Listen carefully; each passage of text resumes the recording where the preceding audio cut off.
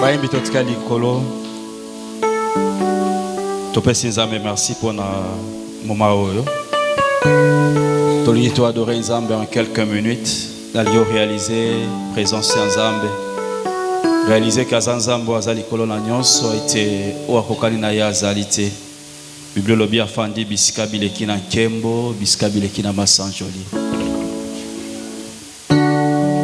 Loyembo moko ya kimia twali ko adorer Nzambe na biso na maloba na loyembo twali ko tombola kiti ya bokonzi na ye parce que Nzambe Nzambe moko taza lokola ye Nzambe oyo azalaki azali pe akoyebana kozala aza mokonzi ya suka oyo akoumela na kiti ya bokonzi ntango bokonzi nyonso ya sia mokili ekoyebana kosila pambate nda komisaka bakonzi na kibokonzi pe nda longolaka bato na kibokonzi bokonzi ya sia mokili esalama na bamanda des fois esengaka baélection baréférendum pour ke bato baumela na bokonzi kasi oyo aye Nzambe bokonzi ya ye eza ya libela na libela azalaka na manda te azalaka na besoin ya référendum te Bible lobi ete aza Nzambe pour l'éternité. Tozana esengo koyeba ete Nzambe biso tondimela cellule véritable Dieu. Yango tosangani na pokwa na lelo mpona koyeba na kocélébrer kombo na ye. Tosangani na pokwa lelo mpona koyeba na kotombola kiti ya bokonzi na ye. Koyebisa ete ye nde azali Nzambe lokola ye mosusu azali te. Azali Nzambe ya solo, Nzambe bomoi, Nzambe oyo alobaka, Nzambe oyo ayokaka, Nzambe oyo abenga l'existence makambo ezala te comme si yango ezala. Nzambe oyo alobaka kobeleseli liloba moko mpe likambo esalemi. Tosangani na pokwa na yo mpola koyebala kocelebre kombo na yo. Likolo mpe na se ezali kokumamela bobelese yo. Yango mpe biso lokola basantu na siona. Tosangani Seigneur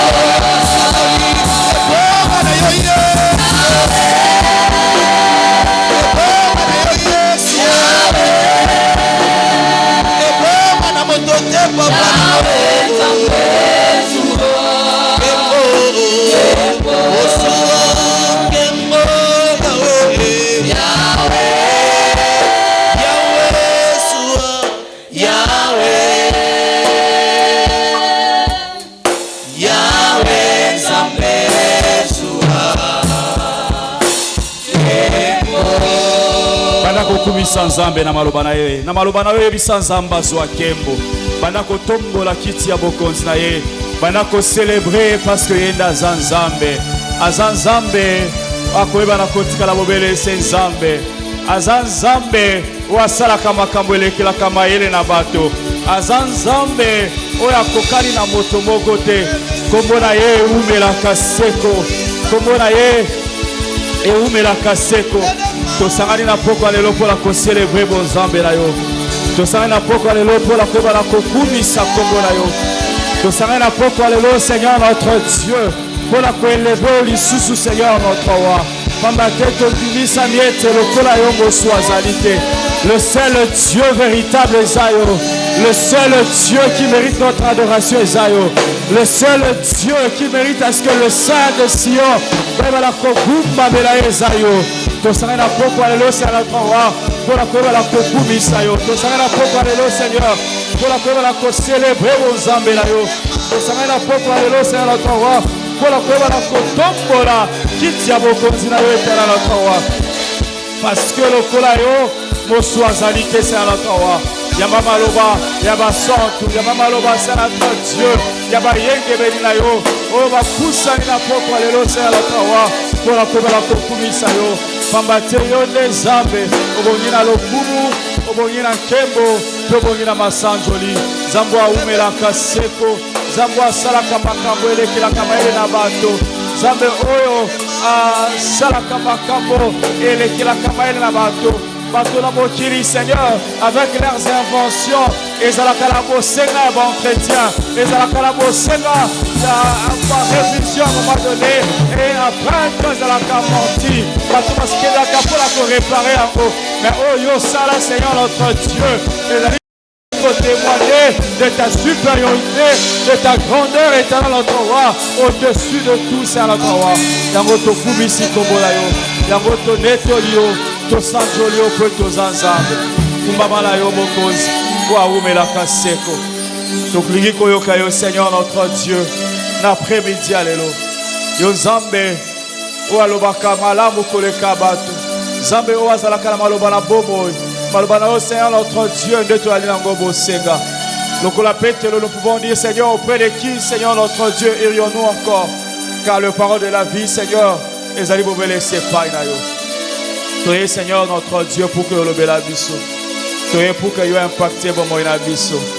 Toi Seigneur pour que yo transformé bon moyen moko na biso. Moko taye pas inayo éternel notre Dieu pas zonga lolenge moko. Toi Seigneur notre Dieu au travers de la parole, tu vois que la poko alelo, tu vas la édifier Seigneur notre roi, qu'on dit ma moto moko.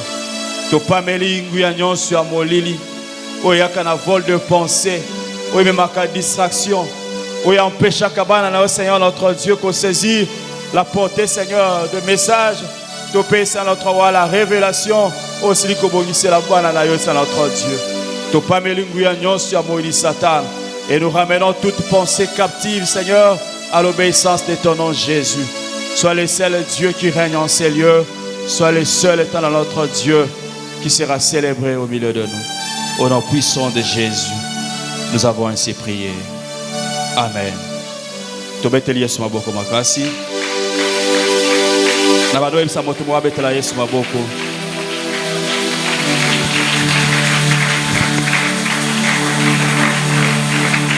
Topesi Nzambe merci na ngolo asali biso kokuta na lisusu na mokona lelo na deuxième jour na biso ya malakisi na tina etali Pentecôte lobi to bandaki malakisi na biso na tina etali la puissance et le feu de la Pentecôte. Totangaki trois textes, Luc chapitre 24 verset 49, Joël chapitre 2 verset 28. Acte chapitre 1 verset 8 Petobakisaki Acte chapitre 2 comme na premier verset qui na quatrième verset. Tobaki était Pentecôte ezali fête. C'est vrai à l'époque il y a bayuda baneko kumi sanzambe pona tina ya ba récolte topé mbuma ya bilanga na bango kokumi sanzambe na tina ya bankona na makambo ya minene baneko sale la bango pe kokumi sanzambe na tina ya koyeba la ko se souvenir na loi topé mibeko oybaki na kopesa babandeko ya pour la koyeba na ko célébrer Nzambe. Après cette semaine la fête de semaine bazoya pour la koyeba na ko célébrer Nzambe ko pesa matondo pe ko kumisa ye biso tolbaki ete pona biso to ko célébrer Pentecôte na lolengi ya bayuda te parce que uta la première de Pentecôte mokolo wapi molimo mosante baki na kokita Pentecôte et yebaki na kozwa une autre connotation ya ko célébrer Nzambe o yebaki na kokokisa elaka na ye kotindela biso molimo mosanto o yakoyeba na kotambola longo na biso pe wana nde ezalaki pe et bandeli ya lingomba. Alléluia. Et pour la biso ceux qui toyeba la célébrer Pentecôte kokumi sanzambe et kozala pour la tina ya makabo pour la tina ya ba capacité surnaturelle o asili ko pesa na moko na biso pona koyeba na kotonga lingomba na ye. Yango na poko lelo pe je pense moko na lobi to koyeba na kolobela na tina etali makabo ya molimo mosanto. Koyeba na kososola makabo yango ezali lolenge kani pe lolenge nini esengela biso koyeba na kobika yango. Dans le poto je dirais comprendre et expérimenter le don spirituel. C'est-à-dire que célébrer molimo mosanto, mais molimo mosanto a mimonisaka na nzela ya makabo ya molimo oyo ye azali kopesa na lingomba. Rappelez-vous tango akitaki na Pentecôte ya Yambo na acte 2 totanga kiango Bible lobi ete balolemo ya moto ebaki na ko se poser likolo na bato nyonso o bazalaki na esika wana. Na verset 3 ya acte 2 balobi bango nyonso batondi samaki na molimo mosanto. Pas seulement les 11 disciples au bazalaki wana, mais na lisanga ya bato nyonso au bazalaki mokolo wana batondi samaki na nguya molimo mosanto pe makabo na molimo ebaki na kokita likola bomoi na bango. Donc kolobela latino etali molimo mosanto to pe la Pentecôte ezali kolobela en d'autres termes natina etali makabo ya molimo. Kolobela ngo kaka lokola masapote mais kososola yango pe kobikango na bomoi na biso. Alléluia. Yango tozotanga texte na biso ya après-midi alelo plutôt 1 Corinthiens chapitre 12 na verset nango premier. Totangi na kombo na Yesu. Bible le Bible. Pour ce qui est de dons spirituels, je ne veux pas, frère, que vous soyez dans l'ignorance. Pour la tina etali makabo ya molimo, na lingite ete bino bozala na kati na kozanga koyeba. Pour la zali koyebisa la bandeko ya Corinthe, na tina o etali makabo ya molimo. C'est vrai makabo ya molimo ezali ebele. Oyo Paul azali kolobela na ba épître na ye, spécialement dans 1 Corinthiens 12 na 14 et dans d'autres épîtres. Mais azali koyebisa bango te natina o etali makabo ya molimo esengeli te bino bozanga koyeba soki ezali nini. Esengeli te bozala lokola bato bayebi yango te to pe nanu ba expérimenter yango te. Il est important boyeba la kososola makabo yango ezali lolenge ezali nini pe lolenge kani e mimonisaka na bombo ya bato. Makabo ya molimo ezali nini? Makabo ya molimo ezali ndenge tozoloba yango likabo to pe ba capacité surnaturelle oyo kolo nzombe asili kopesa na moto moko na moko pona édification ya lingomba na ye. Na chapitre 12 na verset 7 azoloba or à chacun la manifestation de l'esprit est donnée pour l'utilité commune. Boyebe ete pona tina tali makabo na molimo na moko na bino makabo ya molimo epesama pona koyeba na kosunga lingomba na Nzambe. Alléluia. Bato bazalaki lobi, vous vous rappelez la souka tolobaki ete tant tozali koloba na tina etali makabo ya molimo to pe la promesse du Saint-Esprit tolobaki lokola Thomas Petro lokoloba ete elaka ezalaki pepo na yo. Petro ayebisaki bandeko ya Jérusalem mokolo wana ke elaka ezalaki pona bango pona bana na bango pe pona bato nyonso bakoyeba na kondimela Nzambe na bisika nyonso bakozala pe na motuya o Nzambe akoyeba na kobengela bango. Nous avions insisté pour dire que Pierre faisait déjà allusion à Yonangai, comme bien même que tozalaki wana te na première Pentecôte. Et ici dans verset 7, l'apôtre Paul azoloba que na moko na biso ezana ba capacité surnaturelle oyeba na kopesama. Na yambo tolobaki ete elaka ezalaki pona biso nyonso. Pe Paul abakisi koloba ete eza na moko na biso makabo ya molimo esila kopesama. Et koloba ete parce que elaka ya koyamba molimo mosantu ezalaki mpo na biso bonso, Yawe Nzambe atika biso pamba te. Alléluia. Parce que tolobaki lobi manifeste molimo mosanto moko ya bandimbola ezali kotali sa présence ya Kolo Nzambe katikati sa bomoi na biso. Et parce que Yawe Nzambe azali kofanda de manière permanente na bomoi na biso, atiki biso pamba te, apesi na moko na biso lolenge tozali likabo ya molimo. Na ebite so comprendre ngai. Eli koloba ete ndenge ozawana ezana ba capacité surnaturelle o Yawe Nzambe atia likolo na yo. Ezana likabo songolo oyo Kolo asila kotia na bomoi na yo pe na bomoi na ngai. Eli koloba ete ezata na moto moko te o akoki koloba ete ngai Nzambe atika nga pamba, ngai Nzambe apesa nga eloko te. Vous savez, notre Dieu azali lokola moboti oyo alingi akabola héritage na epai na bana na ye. Soki ezalaki bato na mokili, peut-être alingi kasala ngo na lolenge bato mosusu bakoki kozanga to pa ignorer bato mosusu.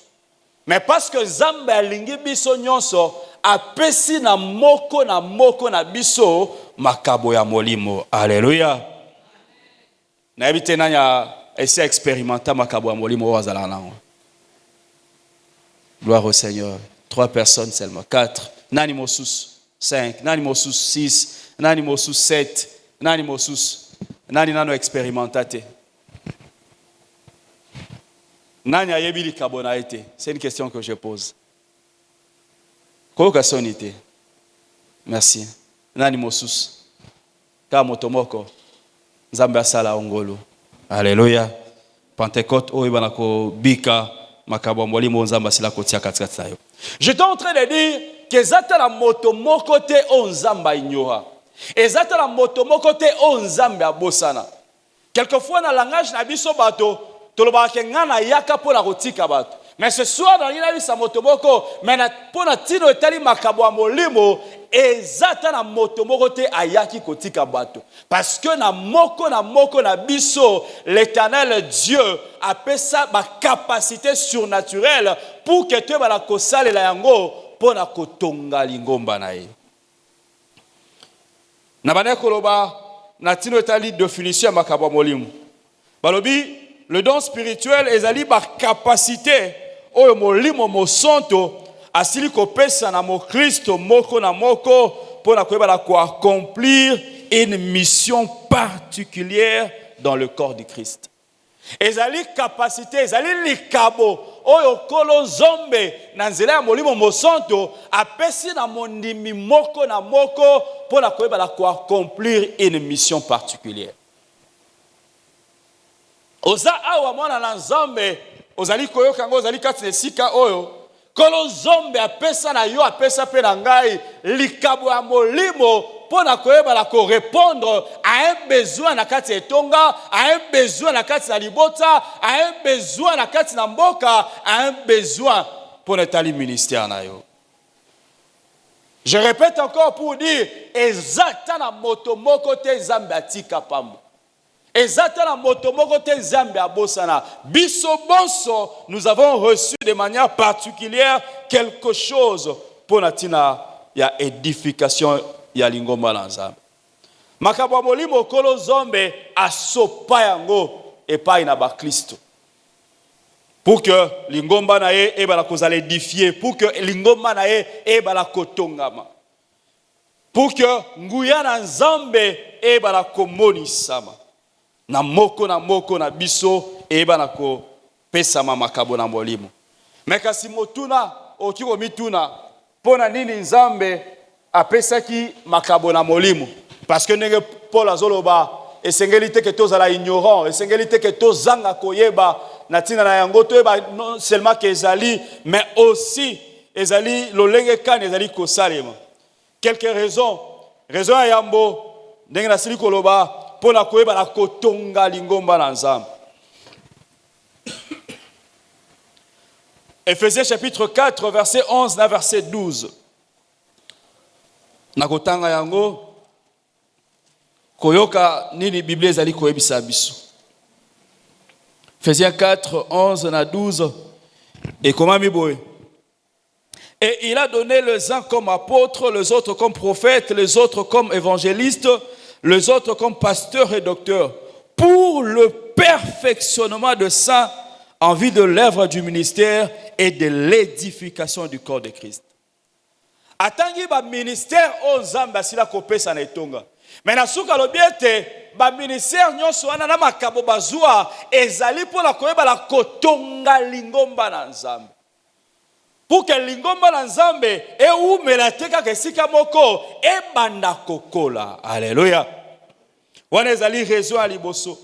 Raison à mibale o nzamba sila kopesa makabo ezali pour que tu bala ko servir les autres. Makabo amolimo pour cela o batombola ki maboko kolbete ba si ba expérimenter yango ezali ba galonte ezali pona lolendo te ezali te une façon koloba ko beta tolo koloba te ngai nzamba utilizaka ngai ezate pour que ekomisa moto lolendo mais kolo nzombe apesi biso makabo pour que tu bala ko salela tu bala ko salisa plutôt ko servir o ezali lingomba pe ko servir bato mosusu. Alléluia. Ezali kaka pona yo mon côté. D'ailleurs, vous allez remarquer que la plupart de dons et s'exercent à malamu quand il s'agit des autres. Même au moto ayamba, par exemple, le don à guérison, ceux qui aiment beaucoup azali kobela, azana bosenga que d'autres personnes viennent prier pour lui. Pour que moto azala enflé na lolendo te. Kolonzamba pesio likabo, apesinga likabo pour que tu bala ko salela yango. Pour la koyeba la kosunga basusu.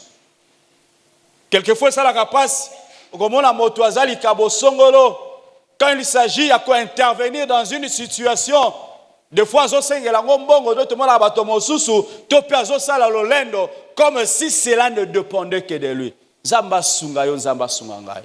Makabo ya molimo o tozwa eza po la koyeba la kosunga lingomba la nzambe eza po la koyeba la kosunga bandeko o baza kati na bosenga bandeko o baza na besoin ya likabo na biso pour que ba la ko trouver solution na bosenga to pe na ba problème na bango. Troisième raison ezali pour la koyeba la ko témoigner nguya na nzambe. Savez makabo ya molimo non seulement ils allaient révéler présence dans Nzambe, mais ils allaient peut kotalisa nguya na Nzambe katikati na bato. Jean chapitre 11, na verset 42, Bible lobi na simakose kusa Lazare. D'abord là Yesu aye pour qu'est-ce que c'est que Lazare. Bato babandi ko ima. Bazol ba motoyo, abane ko ya kolia na libota oyo. Azalaki moninga na ye mais abeli ayete bakundi ayete awa mutakufi ça fait 4 jours espoir ezali susute pour kay bala kosekwa aye ko sala nini balobi bakuma même kochola ye bazo se moquer de Jésus même temps Yesu abisi bango tokene na kunda bisika bokunda kié d'autres juifs au balandaki bazalaki ne likiete ke muto azokene ko bik azokene ko sekusa ye mais ba yekaka pour que bachola. Alléluia. Mais il a fallu que nasuka miracle salema bikamwe salema pour que ebele na bato bazalaki na isika wana baibala ko bongo la mitema. Sotangi na ba verset asuka Bible lobi ebele na ba Yuda o bazalaki na isika wana ba bongo la ki mitema na sima komona miracle. Alléluia. Donc le don spirituel est pesami pe lokola pour la koyeba la ko manifester o ezali nguya la nzambe. Bato bandimela ka nzambe te le personnes incrédules une manière erotiko sunga bango ba la ko bongo la mitema ezali komona bikamu ici o yawe nzambe azosala. Moïse a eu mission ke lobimisa bana Israël na Égypte. Tango azongi Kolozamba pesa kie atuna kie d'abord soko zana nini na maboko Moïse abina zana lingenda Abi boaka ngo ekoko, oboaka ngo na se, aboaka ngo na se komi nyoka.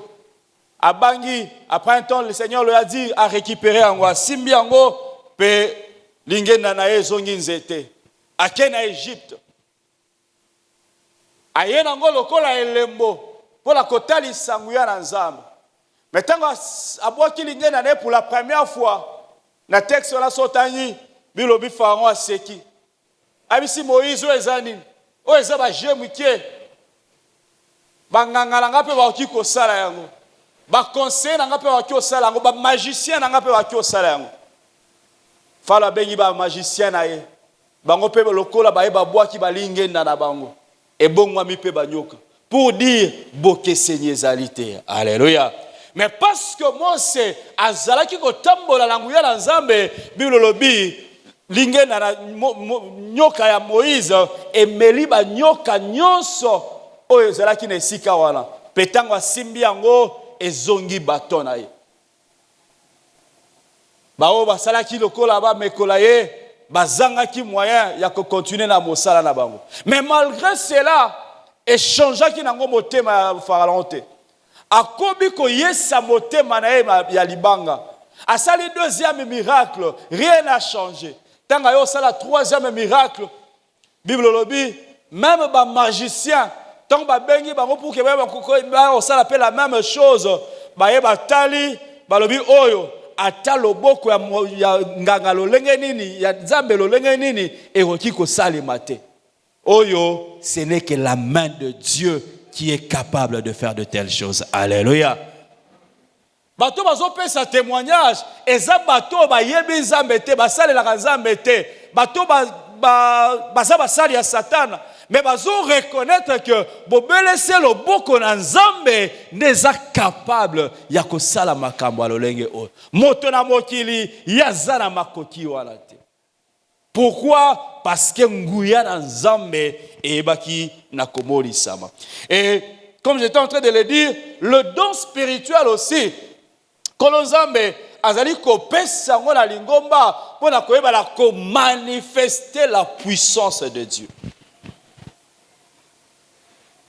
Kotali sanguya na Nzambe pour que bato ba bika, kotali sanguya na Nzambe pour que bato bandimela ka Nzambe te, ba reconnaître le boko na Nzambe pe ba la ko bongo la mitema. Mais kasi makabo yango ezali nini? Tope ezali lolenge nini? Il y a plusieurs catégories. Maintenant, l'Isungi Nzambe, tu peux parler de quelques-unes. Première catégorie, il y a Makabo, tu peux parler de la poko alelo, ezali le don de révélation. Makabo, yako monisama. Oyo Nzambe, azali ko talisa likambo songolo. L'Éternel Dieu révèle quelque chose et pas une abatonae. Et na kati ya catégorie oyo ezana makabo misato. Ya yambo eza otobengaka la parole de sagesse. Maloba ya bwanya.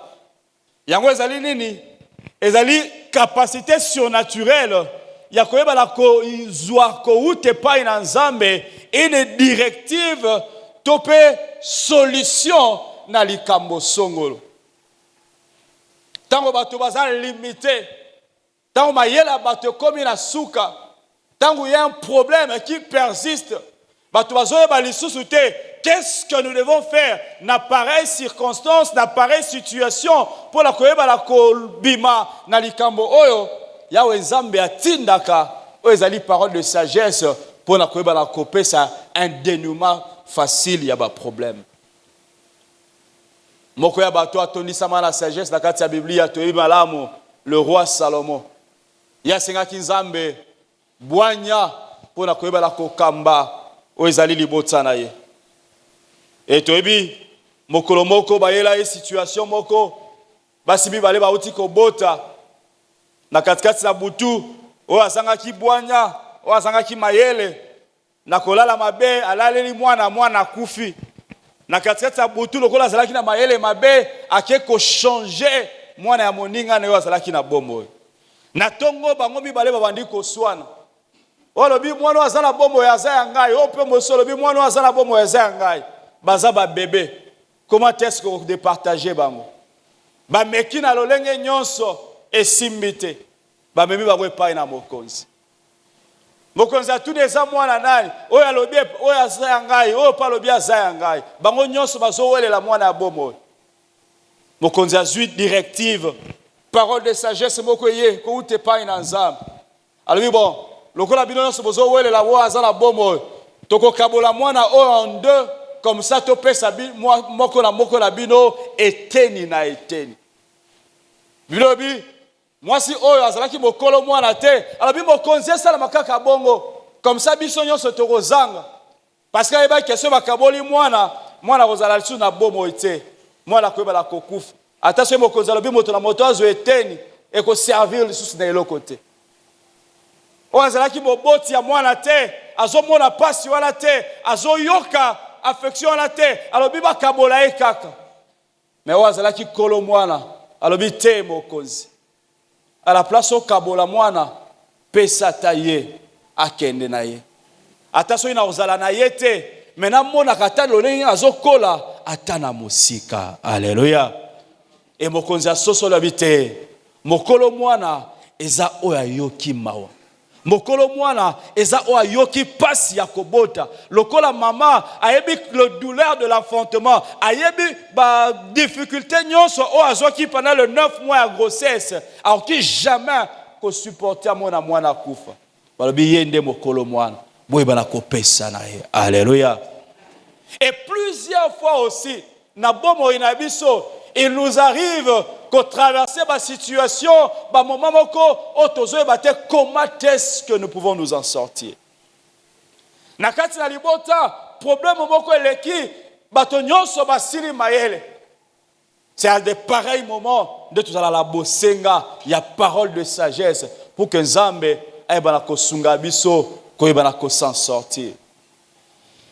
L'apôtre Paul un jour azote ya sa malamu azali kolobela natina etali lisekwa ya bawei bilobeza na bato bane kondima résurrection ya ba mort pe ba mosusu bazondima te parce que bane ko défendre que bawei bakosekwa ba bane kondima te bazoluka ko bomae bazoluka ko sala mabe et lokola le deux camps bazala ki pembeni a profiter na situation na pour la kolobete botala bato bazali kondimate ke bazoi bakoyeba la kosekwa alors que moi par l'évangile de Christ parce que Yesu sait quoi nazali ko attester pe kolobete ya solo bawei bakoyeba la kosekwa à la place ba ko simba eli susu baluka obomaye o ba ne kondima ke bawei bakoyeba la kosekwa bayaki pour la ko défendre. Alléluia. Et entre-temps aluki moyen ya koyeba la ko s'échapper par rapport à cette situation. Pourquoi? Parce que Yahweh Nzambe a pensé qu'il y ait une directive pour s'en sortir dans cette situation. Mais il est aussi important na bomo ina biso lokola bato to senga kolo apesa biso bwanya. Na bomo ina biso to kutana kana makambo oyo wapi to monike awa penza mayele na biso esuki. Awa lokola moto na yebite na sala nini parce que makanisi komi na suka natali na gauche natali na droite nazo mona te solution biska wapi ko uta biblobi biska wapi mayele ya moto suki be wana nde ya Nzambe zali ko banda. C'est très important na ba relation na biso lokola bato na ba société biska to ali ko fanda na kati na etonga to senga kolo apesa biso likabo oyo ya parole de sagesse pour na koyeba na kolongisa biso na ba situation difficile oyo de fois et comme la kabiso même na mboka to mona quelquefois depuis un certain temps na mboka la biso esalemaka basenga ba concertation ba kuta na ba réfléchir pour la koluka comment est-ce que ba ki ko s'en sortir na makambo ezali kolekela ba politique. Et c'est très important que biso lokola église, biso lokola bana nzambe, que nous ayons de solutions à apporter na ba assise lokola wana. Et ce que otondi sami na boanya et que c'est important pour que koyeba ko pesa ba solution na oetali ba problème ya lingomba, ba problème ya mboka pe na ozali ba problème ya biso bato. Zamba sunga yo sunga penga kati kati na lingomba eba ko pesa biso o ezali likabo oyo. Deuxième don spirituel, oetali ba don de révélation, ezali otobengaka parole de connaissance. Parole de connaissance ezali nini? Ezali capacité au molimo mosonto azali ko pesa na moto koyeba ko communiquer information moko o ezala ki caché. Information moko o e bombama. Ça veut très souvent likabo ezala très utile na moment ya ba délivrance surtout. Tant bozo linga bonde la pona moto. Par exemple la kangami azolo ba iloko te. Mais bozana bosenga ya kosenga intervention ensemble. Topé motomoko boyeko bonde la pona mais aza bloqué par rapport à quelque chose, peut-être azo loba makambo nyonso te oya sala. Il est très important et que Yahweh Zambé aibala ko révéler ba information cachée pour la ko ko sunga na ko kango la mayamoto. Peut-être zana makambo yo esale makala na kati ya mabota. Peut-être ba koko ba papa ba salaka ba alliance ba pacte pour que bazala la succès na ba faire na bango bazala la succès na ba entreprise na bango topé na boyoka ni na bango na ndenga kala. Bana bayeba ki l'autre côté mais bazo subir les conséquences ya ba mauvaise action ya ba alliance ya ba pacte oyo ba boti ba signaka kala. Ba cycle moko infernal et à répétition makambo ezali kozonga chaque fois pour la kokangola bato dans de telles situations on a besoin il y a parole de connaissance oh wapi Yahweh Nzambe azali ko communiquer des informations oh ezala ki caché des informations makambo esalema peut-être plusieurs années en avant oh moto ayeba kité mais ça utile pour la kokangola mayabato. Ezali très important na kati na lingomba koyeba na kozala na makabo ya lolenge oyo pona koyeba na kosunga katikati na ndako na Nzambe. Mingi na intercession ezali motuya makasi tanto aliko bondela pona tina na bato to senga na Nzambe apesa biso o ezali parole de connaissance koyeba na kotalisa makambo e bombama tant pe bato bazali ko luka ko monter un complot. Tant bazali koluka ko sala makambo pour la koluka ko nuire na moto songolo na libota songolo, l'Éternel Dieu est capable ya ko révéler makambo oyo à travers des paroles de connaissance pour que bala ko sunga biso na ko bala ko bondela. Vous savez, plusieurs fois Israël a failli être attaqué par les Philistins na banguna mosus, mais à chaque fois le prophète Élisée abana ko révélé par na mokonzi ba complot ya banguna. Et un jour le roi il a pays ennemi à réunir ma généraux naï. Alors je me rends compte que parmi bino il y a un traître. Et ça la motomoko ou azali ko teka ba information na biso pas Israël. Comment est-ce qu'à chaque fois ce to sangane to yokani que to attaquer Israël na esika songolo to la surpris bango ba se préparer déjà to peut ba se positionner déjà na esika wana. Nani aza bonguna katikati na biso. Nani yango azo travailler comme espion, nani azo travailler pour l'intérêt d'Israël parmi nous. Roi Zoluka qui est espion. Moko la basali na ye moko ba conservité mokonzi. Parmi biso espion azate. Parmi biso traître azate. Na Israël ezana mosakoli moko. Oyo ayebaka makambo nyonso to salaka. Même oyo bokonzi ozo banza na ndako no ya kolala kolo Nzambe a révélé kaye déjà. Alléluia.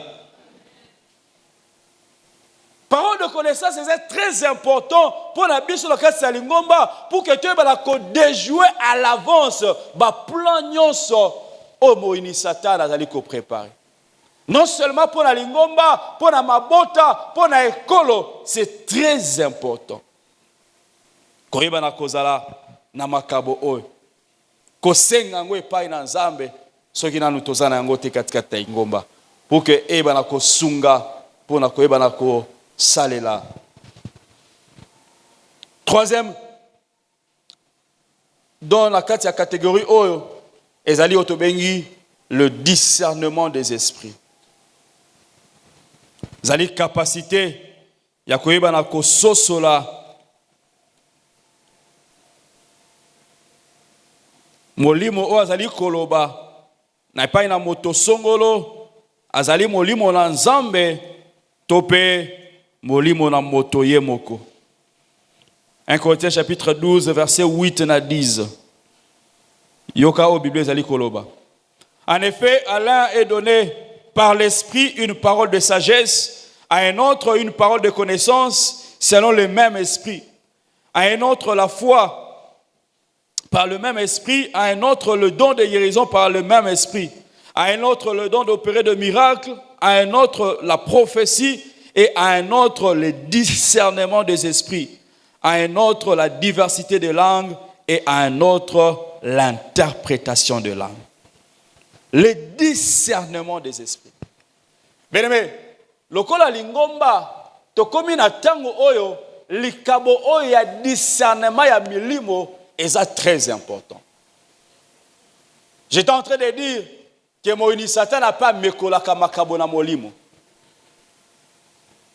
Tomona kayango moto azo prophétiser mais sous l'emprise ya milimo mabe.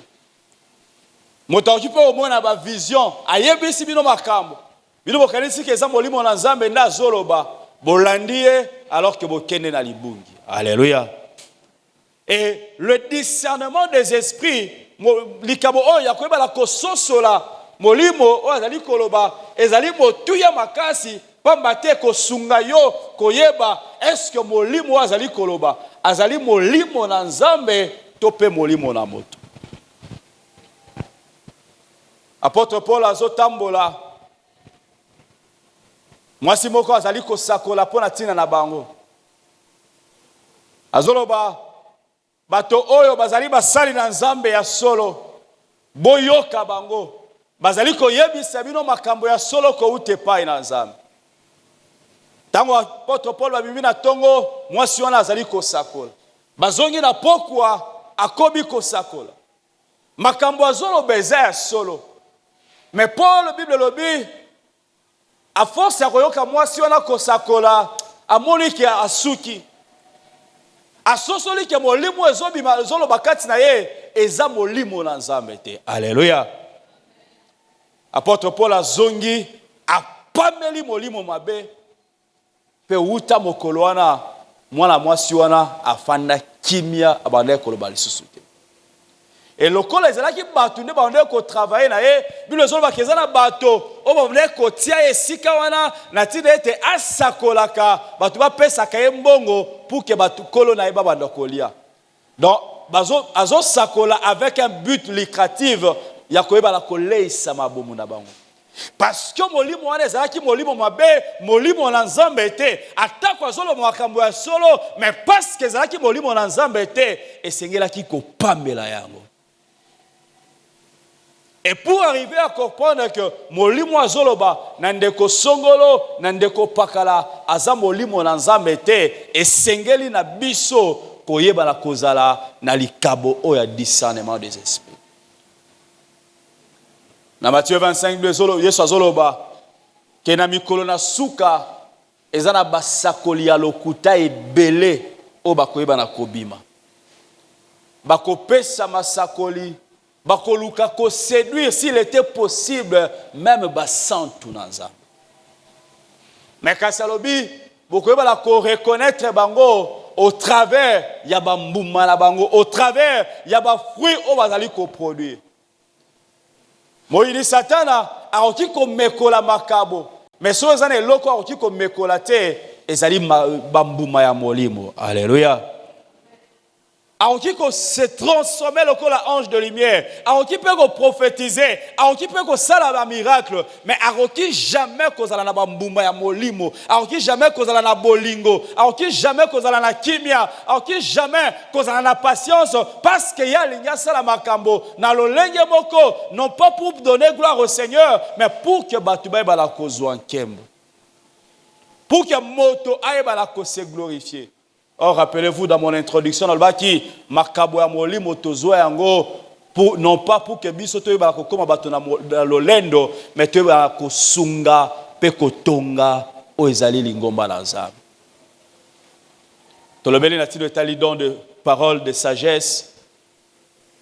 Ba directive onza bazali ko pesa pour la kozwa solution na likambo songolo ezali ko lekela maele na biso bato.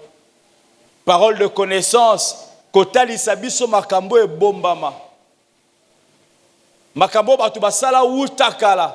O ba répercussion nango continue aka kokoma kino lelo na bomo ina biso. Pe le discernement des esprits pour la koyeba na kososo la.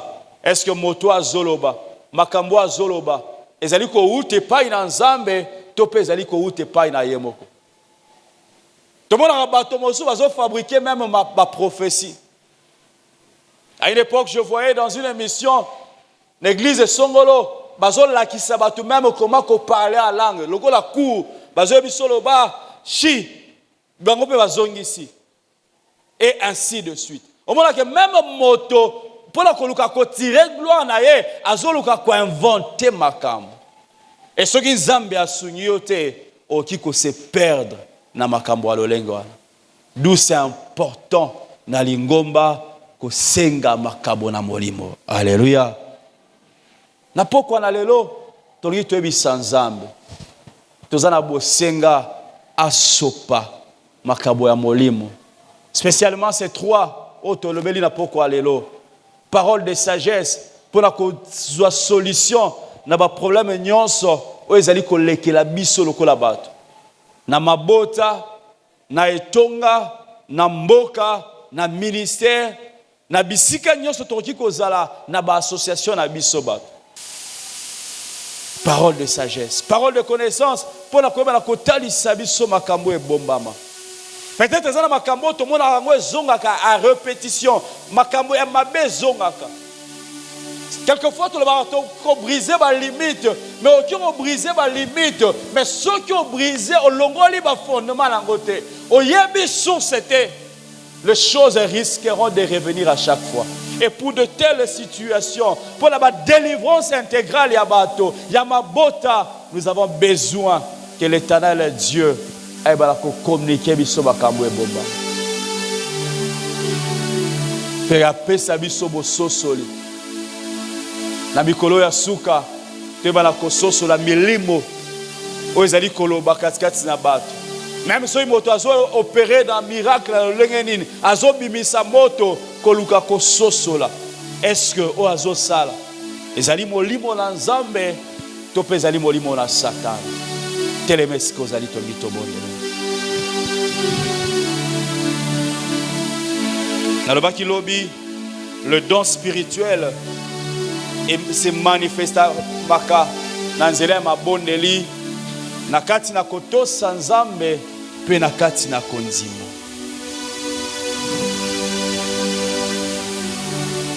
Bondele pa ina nzambe. Yebisa nzambe asunga lingomba, asunga biso que makabo oto sili koloba na tonga na poko alelo ezala manifeste katikati de tonga la biso. Banda ko bondela au nom de Jésus.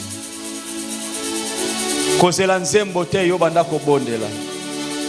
Yebisa nzambe tozana bosenga na ye.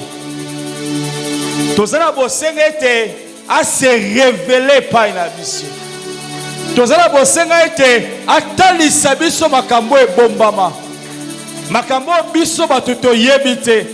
Makambo esalema il y a des années passées. Makambo esalema peut-être avant Tobotama. Il y a des alliances batuba salaka. Même des fois biscuit au fond d'aka biscuit au somba.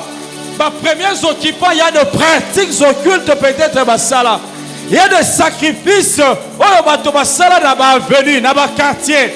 De sorte que batuba progresser, de sorte que tu vas évoluer, tu vas balater, tu vas zoamisalater, tu vas silisakela-cité. Que l'Éternel Dieu nous révèle ces choses pour que des familles soient délivrées, pour que des vies soient délivrées, pour que des vies soient transformées.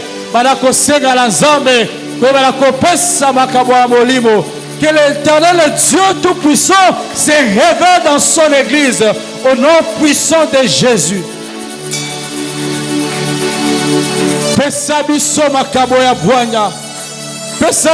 Seigneur notre Dieu, la parole de sagesse, Père, pour que Dieu va dénouement, Seigneur notre roi, à tout le problème qui se pose, Éternel notre Dieu. Notre pays, c'est notre roi, et ça dit que c'est la solution. Nous sommes accablés, Éternel notre Dieu, de tous côtés. Nous avons battu le dénouement qu'on wapi. Nous avons battu comment est-ce que nous allons devoir nous en sortir dans un problème où est ennemi. Pour la Mboka Congo, pour la Tonga Layo, pour la Mabota Nabiso. Mais ce soir, je suis en train de prier, Éternel notre roi, pour que tu révèles, Seigneur notre Dieu, à quelqu'un, pour que tu révèles, Éternel notre Dieu, à un peuple, à une famille, Éternel notre roi, les choses cachées pour que des solutions soient trouvées. Et ça n'a pas été célébré. Il y a plusieurs années, ils ont continué à faire. Seigneur, je suis en train de prier pour que tu nous révèles ces choses dans notre roi. Tous à la terre comme un peuple sans révélation. Tout à la terre sans frein. Mais nous voulons, Éternel notre Dieu, marcher suivant tes directives, marcher suivant tes orientations, marcher suivant, Éternel notre Dieu, l'ainsi dit l'Éternel. Nous avons besoin de toi. Révèle-toi ce soir à ton peuple. Révèle-toi ce soir, Éternel notre Dieu, dans la vie d'une famille. Révèle-toi ce soir, Éternel notre roi, dans Bomo Israël, notre Dieu, Yamotomoko. Que le ministère de quelqu'un soit impacté ce soir au nom de Jésus. Makabamolimo, Seigneur. Oyo Pesaka, Éternel notre Dieu. Pour l'édification de ton église, pour que c'est notre Dieu, pour manifester ta puissance, au nom de Jésus. Au nom de Jésus, révèle-toi ce soir, Éternel notre roi. Et Seigneur notre Dieu, Alinya Bika, Bozambelayo. N'apoko lelo, Seigneur notre Dieu, Alinya Bika, une expérience nouvelle avec toi. Et ça la botomoko yokana sango. N'apoko lelo, Seigneur, Alinya toi l'Éternel Dieu tout-puissant. On va la causer révéler par nae.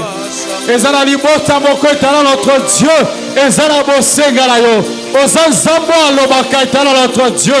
Lobela biso n'apoko lelo. Révèle-toi ce soir, Éternel notre Dieu. Ozanzamba mimorisa katala towa.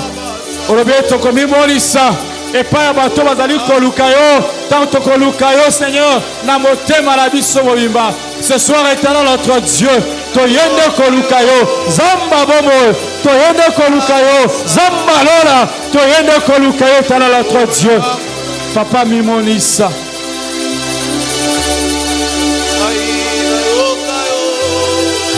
Libota moko soit solution et soit directive Éternel notre Dieu ko ute paina. Libota moko Éternel notre roi et quand il y a un problème, il y a des cycles infernales. Le cycle de malheur. Papa, révèle-toi, Seigneur notre Dieu. Pour que Batoba Kangwama, au nom de Jésus. Talisabi Somakamwe Bombama. Nakombola Yesu. Totambola non pas la regret. Totambola non pas dans notre Dieu. Comme des blagues à l'intérieur. Mais nous voulons, Seigneur notre Dieu, faire les choses avec précision dans notre roi. Nakombola Yesu. Tozana bosenga la yo. Au nom de Jésus. Au nom de Jésus. Au nom de Jésus. Au nom de Jésus. Au nom de Jésus. Bien aimé, tu as de la pona yo. Osa conscient na makabo nzamba tia na bomoy na yo. Mais depuis un temps, et ça la lisusu te. Peut-être obandé ko yoka, mais depuis un temps yoka lisusu te. Obandé ko mona, depuis un temps tu ne vois plus rien. Peut-être obandé ko sakola, mais depuis un temps au sakola lisusu te. Si tu es là présent, tu peux avancer. Nous voulons prier pour toi.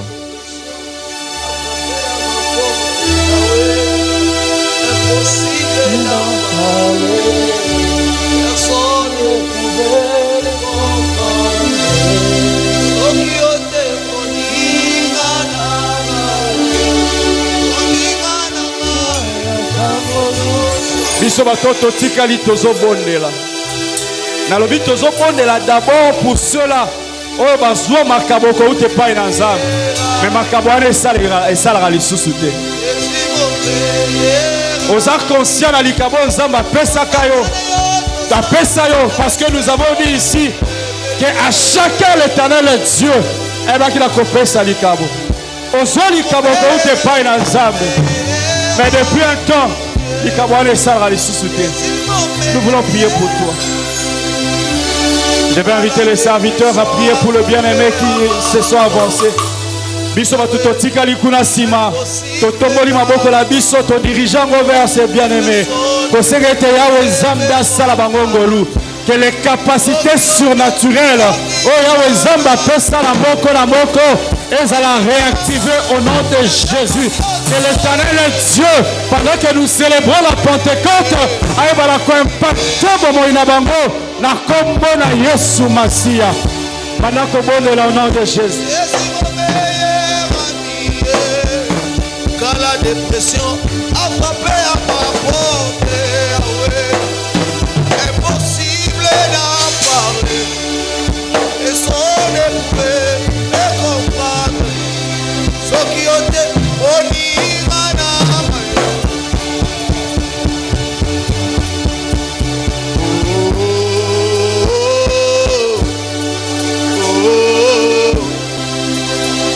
J'écris à toi.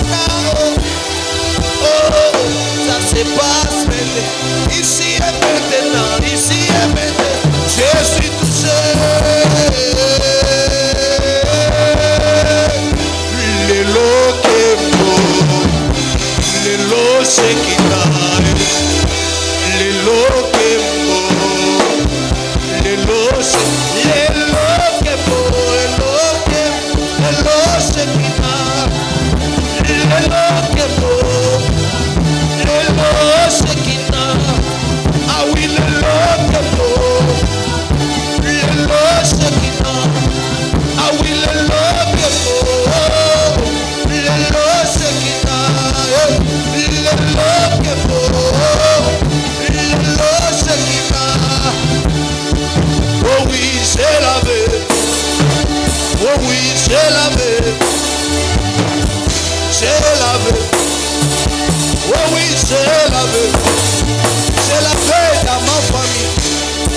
Je l'avais dans mes affaires.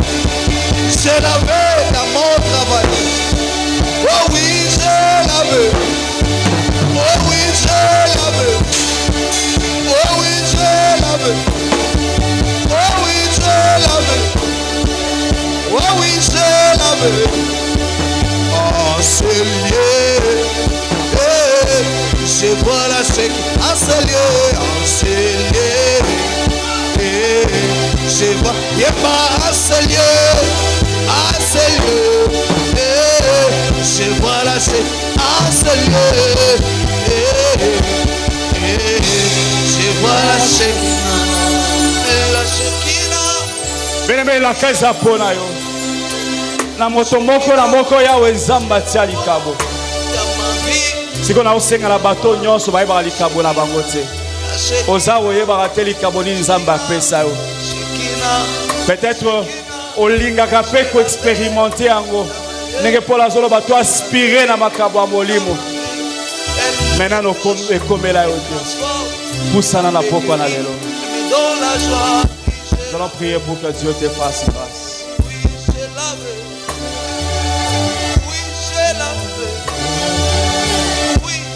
Yo mutoza oyebi likabo na ote. Pusana na esika o.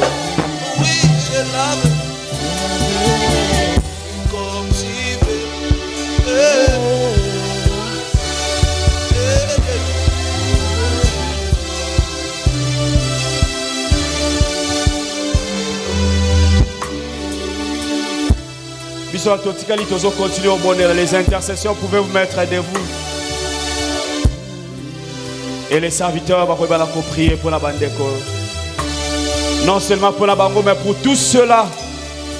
Peut-être qui sont, nous allons prier pour que Dieu leur fasse grâce. Tout le temps pour célébrer Pentecôte.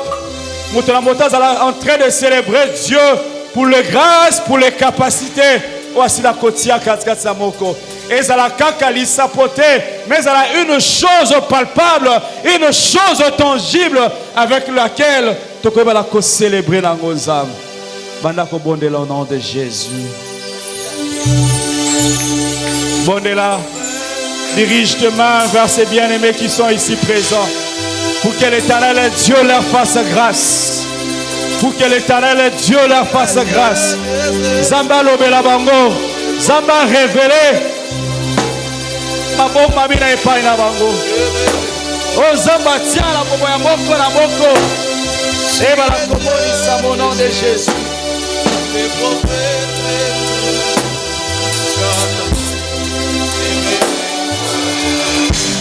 si les deux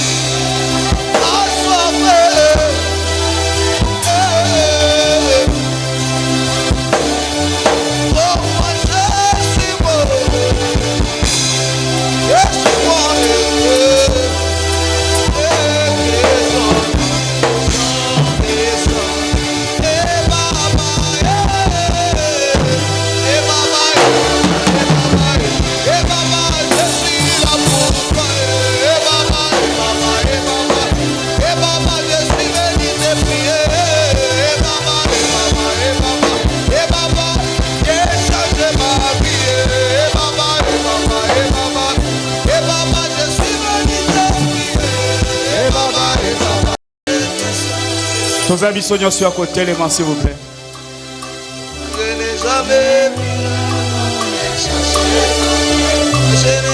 Seigneur notre roi, notre Dieu,